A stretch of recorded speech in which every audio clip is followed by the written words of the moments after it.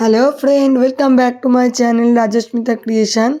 তো আজ একটা নতুন ব্লগ নিয়ে তোমাদের সামনে চলে এসেছি।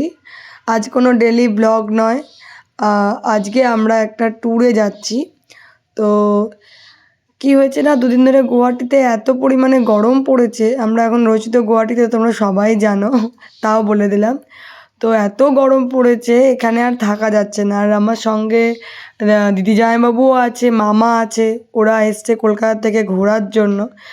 তো সবাই মিলে একটা ছোটোখাটো প্ল্যান করে বেরিয়ে পড়েছি আজকে।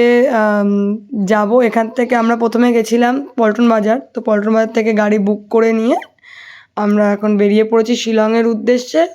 তো চলো সবটুকু তোমায় দেখাবো। এই যে দিদি জামাইবাবু সামনে আছে, রাজেশ তো কাজ করছে গাড়িতেই। বাবু, হ্যাঁ বা, তুই কোথায় যাচ্ছ ঠিক করে বলো, এদিকে তাকাও, এবার বলো। শিলং? তুমি কি গাড়িতে চেপেছো? হ্যাঁ, আর্টিকা। ভালো লাগছে? মজা? Jeep Ertiga. আচ্ছা, তোমার মজা হচ্ছে তো? তুই কি দেখছো রাস্তায়? পাহাড়? আচ্ছা,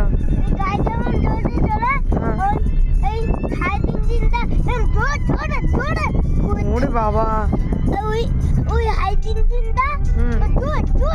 আর তুমি সামনে যাবো, কত পাহাড়। দেখো আর কে কে যাচ্ছে তোমার সাথে?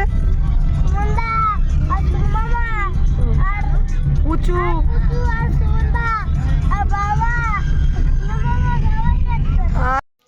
প্রায় ধরে নাও 3 থেকে 4 ঘন্টা জার্নি করে আমরা পৌঁছে গেছি শিলং পুলিশ বাজারে। তো হোটেল আমরা আগে থেকেই নিয়ে রেখেছিলাম, কারণ যেহেতু সঙ্গে বাবু আছে। তো আর ঠান্ডার দেশ, তোমরা বুঝতেই পারছো, এখন শিলংয়ে চলছে -2 ডিগ্রি। তো কেমন ঠান্ডা তোমরা নিশ্চয়ই ফিল করতে পারছো বসে বসে।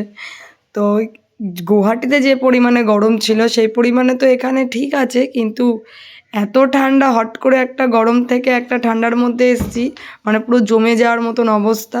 তো এটা হচ্ছে মেন পুলিশ বাজার। তো আমরা সবাই মিলে হোটেলে আমাদের লাগেজগুলো রেখে আমরা এসেছি কালকের জন্য গাড়ি বুক করতে। কারণ আমরা গেছি 4 দিনের জন্য গেছি টোটাল। তো 4 দিনে আমরা চেরাপুঞ্জি, ডাউকি, তো আদার্স যে স্পট আছে তো সেগুলো ঘুরে দেখবো। তো এর জন্য গাড়িটা বুক করে নিচ্ছি আগে, দাঁড়াও। তো ফ্রেন্ড, আমাদের গাড়ি বুক করা হয়ে গেছে, এবার আমরা হোটেলের ভেতরে যাচ্ছি। আর আমি কথা বলতে সত্যি পাচ্ছিলাম না, বাইরে বাইরে বিভৎস ঠান্ডা, তাই আমি রুমের ভেতরেই ভয়েস ওভারটা দিচ্ছি। ও দেখা হচ্ছে তোমার সাথে কালকে, টাটা।